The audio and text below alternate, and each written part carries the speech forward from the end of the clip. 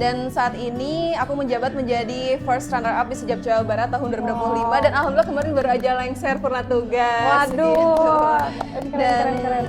Juga merupakan perwakilan dari kampus juga di Citak University dan alhamdulillah ternyata kampus kami ya Universitas Teknologi Digital menjadi sponsor utama pada penyelenggaraan audisi di Miss Sejap Jawa Barat tahun 2026 ini nih. Wow, Luar keren biasa, banget.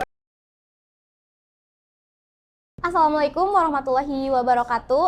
Halo Sobat Manajemen, kembali lagi di podcast Ngopi Men, Ngopi Pintar Manajemen. Aku Gilda Almeida selaku host di sini yang akan menemani kalian. Dan aku gak sendirian, aku ditemenin bareng. Halo semuanya, bismillahirrahmanirrahim. Assalamualaikum warahmatullahi wabarakatuh. Sampurasun, izin memperkenalkan diri. Nama saya Deul Pianur. Saya merupakan mahasiswa dari Prodi Manajemen kelas C5 dan tentunya kita bareng himpunan manajemen dan alhamdulillah kita seprodi juga ya Teh Hilda. Oke, Devi kan salah satu mahasiswa berprestasi nih di himpunan manajemen.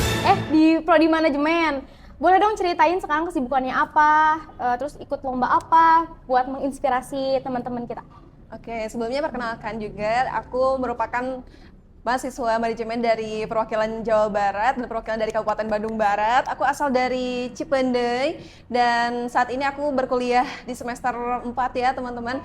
Untuk saat ini pada semester sebelum-sebelumnya aku mengikuti beberapa kegiatan, mau itu lomba, kegiatan organisasi, dan beberapa kegiatan lainnya maupun internal maupun eksternal. Dan saat ini aku menjabat menjadi first runner up di Sejap Jawa Barat tahun 2025 dan alhamdulillah kemarin baru aja lengser purna tugas. Waduh, keren.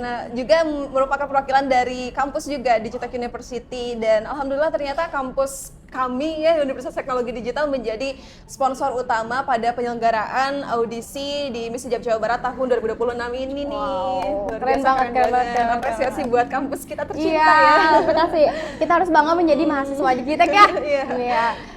Setelah purna nih, kesibukannya sekarang apa? Oke, mungkin kita bahas sebelum aku menjadi mahasiswa nih ya. Nanti Boleh, kita bahas boleh. setelah aku menjadi mahasiswa. Dan tentunya latar belakang aku sebelumnya aku merupakan alumni dari SMA Negeri 1 Cipendei, Kabupaten Bandung Barat.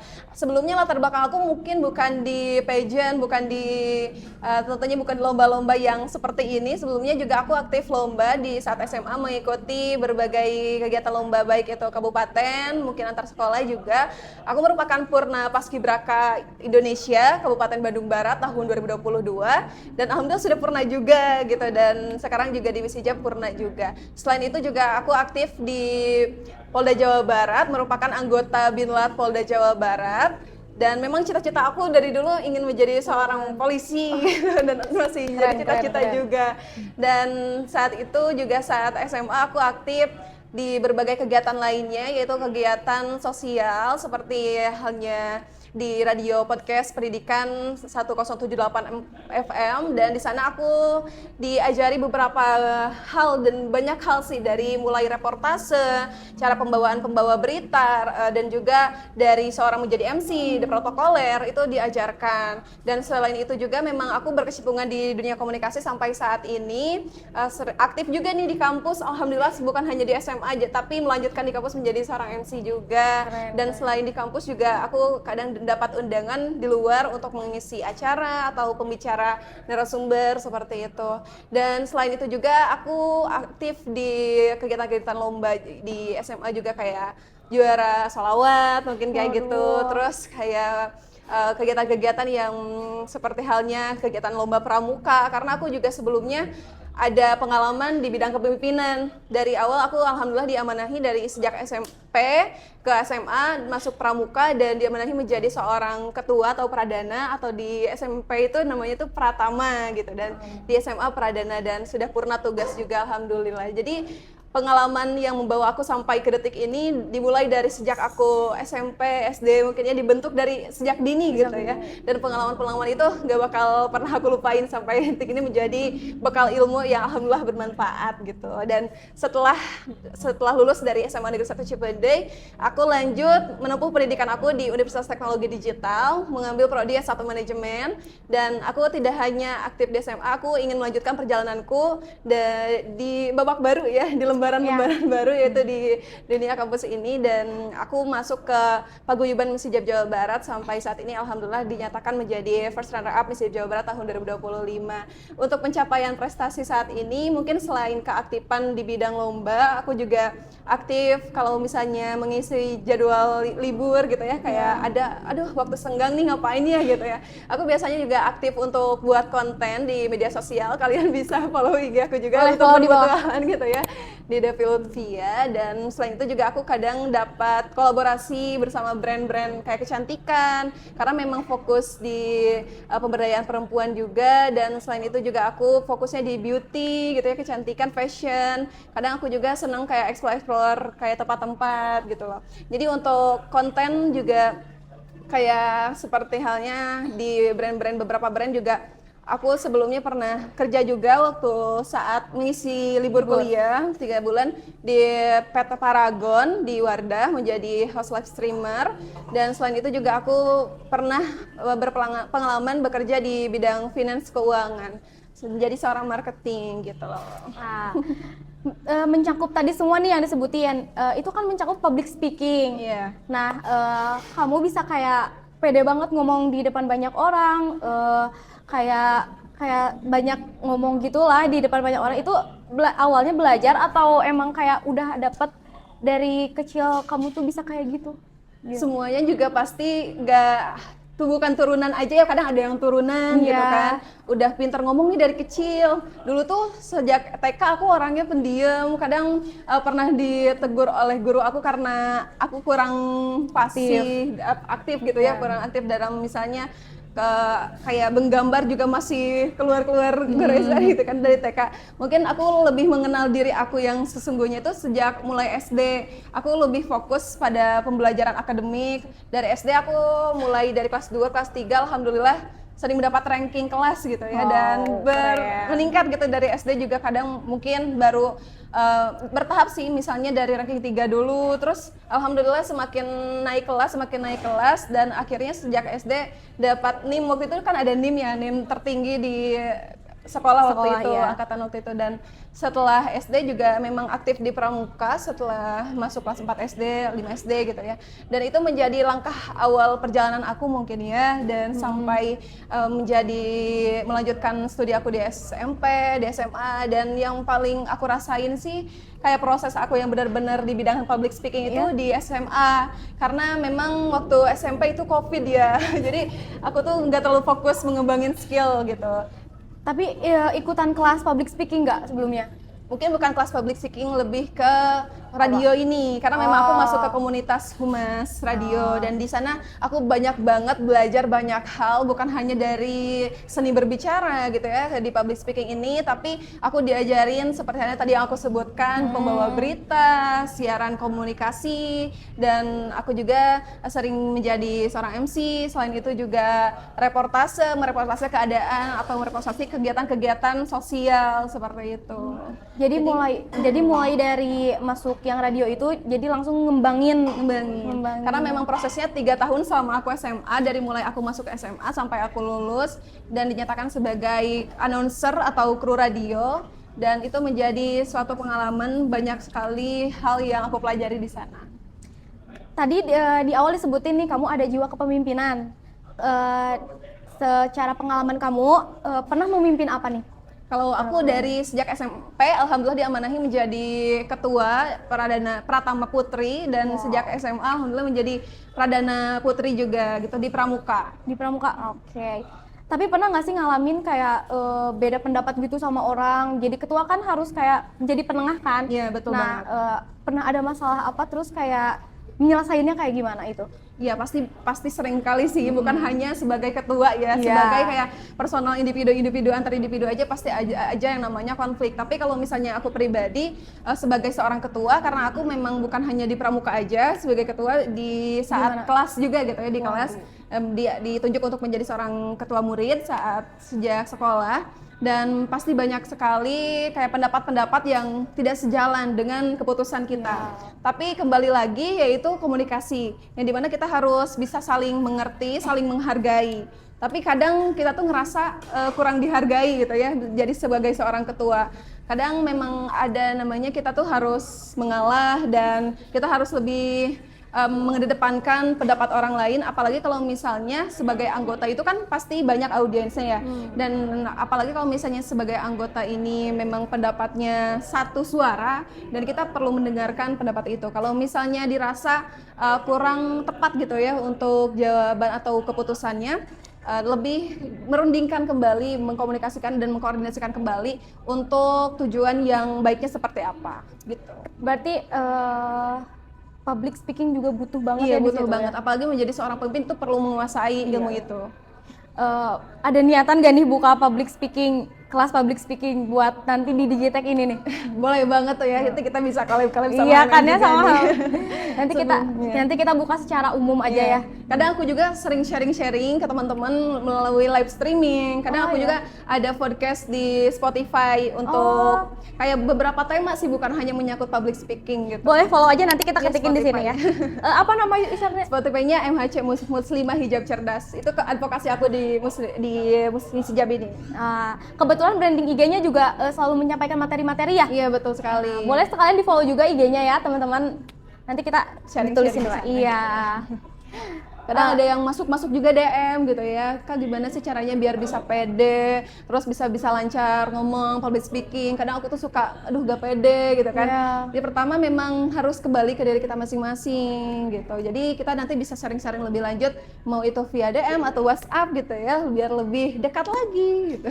Kalau buat orang yang beneran gak pede banget pengen mulai coba public speaking itu harus kayak gimana nih? Pertamanya dari niat. Karena kalau misalnya kita gak ada niat sama sekali, cuman kayak pengen aja nih, tapi dari diri kitanya gak ada niat yang mau benar-benar serius untuk kita bisa berani berubah gitu.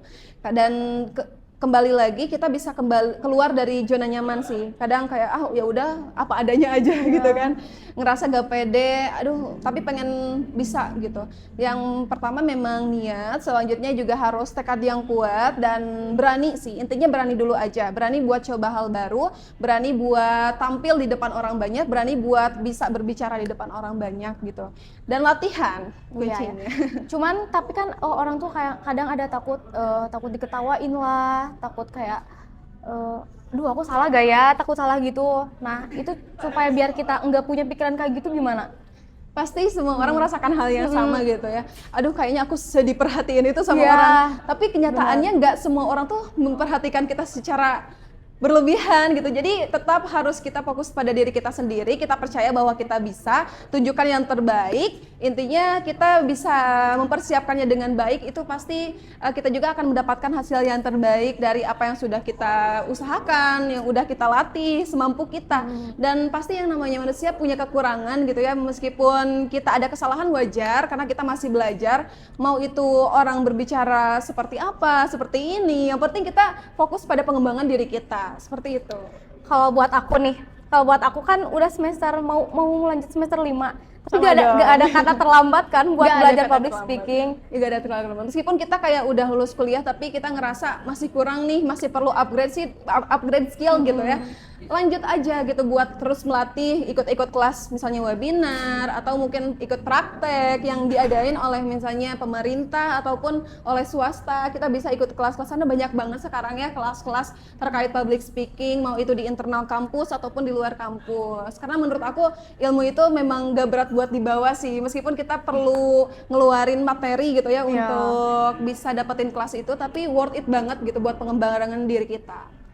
Kamu kan banyak banget nih kegiatannya, kayak dari mulai waktu dari Miss Hijab, terus jadi BA kan pernah waktu itu ikutan. Nah terus gimana nih kamu cara memanage waktunya gimana? Mungkin bukan dari kegiatan Miss Hijab aja ya, aku juga banyak banget kan aktif dari beberapa kayak selain kelas di kampus gitu ya, terus kayak kegiatan-kegiatan luar juga gitu. Tapi dari kembali lagi sejak awal gitu ya, dari aku sekolah aku memang udah menerapkan namanya disiplin waktu, Kak. Memang dari dulu itu pembina aku selalu bilang bahwasanya jangan sampai terlambat, apalagi siaran itu kan harus on time nih. Iya. Dan aku memang banyak belajar banget di radio. Kayak misalnya aku siaran 09.55, aku udah harus stay dari 09.30 atau sebelumnya. Dan dari itu memang udah terbiasa diterapkan. Memang pembina aku tegas banget, tapi memang jadi terbentuk gitu. Meskipun kita terbentur, tapi akhirnya kita bisa terbentuk gitu, menjadi dari kita yang lebih baik lagi. Jadi dan terbiasa juga memang ya. iya, dan bukan hanya dari radio aja, ternyata terbawa sampai saat ini. Kalau misalnya ada kegiatan-kegiatan, oh aku harus bisa lebih awal nih datangnya, apalagi kalau misalnya kita menjadi tamu undangan gitu, dan harus bisa lebih tepat waktu. Kalau misalnya ngatur waktu aku biasanya lebih ke ngelis jadwal aku sih. Jadi punya listnya? Punya list jadwal Oh my God, gitu, keren biar banget. lebih terstruktur. Oh kayak di 1 minggu ke depan aku jadwalnya apa aja, atau 1 bulan ke depan nih di tanggal sekian ada jadwal ini. Aku lebih memilihnya di skala prioritas sih, Kak. Jadi lebih diprioritaskan apa yang harus lebih aku utamakan. Misalnya ada yang jadwal yang memang benar-benar urgent banget, lebih penting, itu aku lebih prioritasin. Dan kalau misalnya jadwal-jadwal yang menurut aku bisa lebih di-handle di lain waktu, aku pindah ke lain waktu gitu. Atau misalnya ada jadwal kadang bentrok gitu ya, dan memang kembali lagi ke skala prioritas. Dari SMA juga aku sering banget ngalamin hal-hal itu, kayak aduh ada jadwal siaran, aduh ada jadwal kumpulan pramuka nih gitu. Berarti banyak banget dari SMA? Dari ngikutin? SMA. Oh my God. Dan itu memang jadi bahan pembelajaran aku juga, jadi bahan evaluasi juga kalau misalnya ada kekurangan sejak aku sekolah gitu ya. Jadi sekarang tuh aku tuh mikir, oh iya ternyata penting banget loh gitu untuk memanage waktu itu.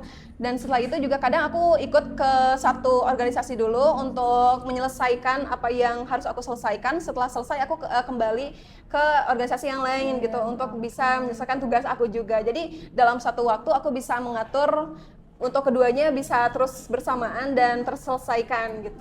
Kalau sekarang di kampus ikutan UKM apa? Kalau misalnya UKM, aku saat ini aktifnya di podcast, dan selain itu juga sebelumnya aku aktif di Permais. Kadang aku aktif untuk undangan MC juga, mau itu kampus maupun di luar kampus. Kalau misalnya di luar kampus, aku masih aktif di organisasi paguyuban Misi Jawa Barat.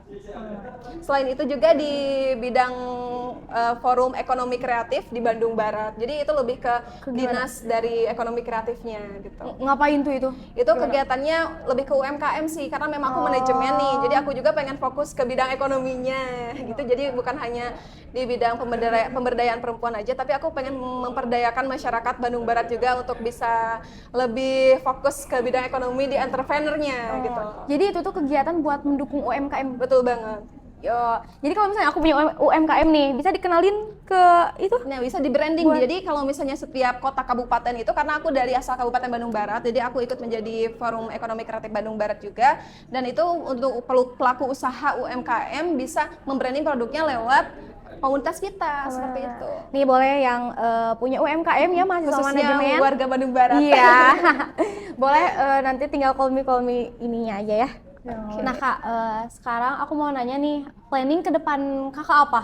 Pasti banyak banget ya kalau menyangkut planning dan cita-cita dan harapan untuk kedepannya. Setelah aku purna tugas nih dari Misi Jawa Barat, aku pengen terus bisa mengabdi, karena aku tuh tipe orang yang kayak misalnya bisa dibilang kalau misalnya 1 tahun dinobatkan pada jabatan itu, dan aku tetap menekatkan diri aku buat selamanya menginspirasi. Seperti itu. Jadi memang aku mempunyai advokasi di bidang pendidikan, yang dimana di dalamnya terdapat program-program, mau itu podcast, sharing gitu ya, kelas inspirasi, terus ada roadshow ke sekolah-sekolah, dan ada tentunya beasiswa menyangkut sharing-sharing beasiswa pendidikan, karena aku juga menjadi salah satu penerima beasiswa. Iya.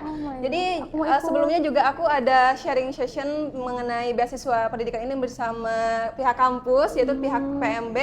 Waktu itu aku on duty di siaran langsungnya di TikToknya PMB Digital University gitu. Selain itu juga aku sering sharing sih di live streaming Instagram atau di TikTok gitu. Cita-cita utama waktu kecil nih apa? Kalau misalnya sebelum jadi sekarang ya, gitu ya. Apa? Kalau saat kecil itu aku cita-citanya pengen jadi guru ngaji. Oh, jauh banget ya. Jauh banget. Dan alhamdulillah ternyata sampai saat ini aku kadang juga jadi guru gitu, membantu guru ngaji aku untuk melatih anak-anak mengaji Al-Quran dan di tempat ngaji aku gitu, di madrasah rumah aku di Bandung Barat. Cuman saat aku pulang aja ke sana gitu, tapi alhamdulillah juga sampai sekarang masih bisa sharing ilmu dengan anak-anak. Berarti sekarang tuh ngekos gitu di sini? Iya, betul banget. Jadi nggak terlalu PP jauh banget ya? Kadang pulang pergi karena deket lah ya, Bandung Timur, Bandung Barat gitu.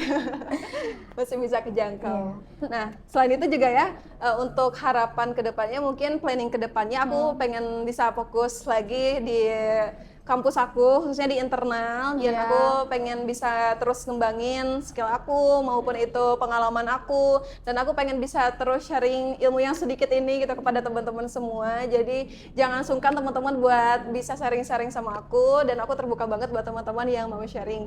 Dan selain itu juga harapan aku pengen bisa fokus di bidang entertainment itu ya, dan sebelumnya memang aku menjadi seorang afiliator TikTok, konten kreator juga di TikTok ataupun di Shopee gitu ya. Dan aku pengen bisa ngembangin itu, dan aku pengen bangun bisnis yang benar-benar bisa aku fokusin gitu. Kadang memang aku juga dari sejak SD lebih suka bisnis juga, kadang usaha kecil-kecilan gitu ya, mulai dari fashion, kayak makanan. Itu sejak SD aku udah mulai terapin, dan sampai saat ini aku cinta bisnis sih gitu. Berarti tapi nanti belum bisa fokus aja. Ikut konsentrasi apa berarti nih nanti semester 5? Karena aku ngerasa setelah aku ikut beberapa pekerjaan ya, aku apply pekerjaan, mau itu di Wardah, di keuangan, ternyata aku lebih cocoknya itu di marketing, di promosi. Apalagi aku fokus di branding sosial media gitu ya, pemasaran produk gitu. Sama jadi aku dong, aku juga mau itu. Ya udah, nanti kita barengan. Nanti kita belajar bareng, oke? Oke.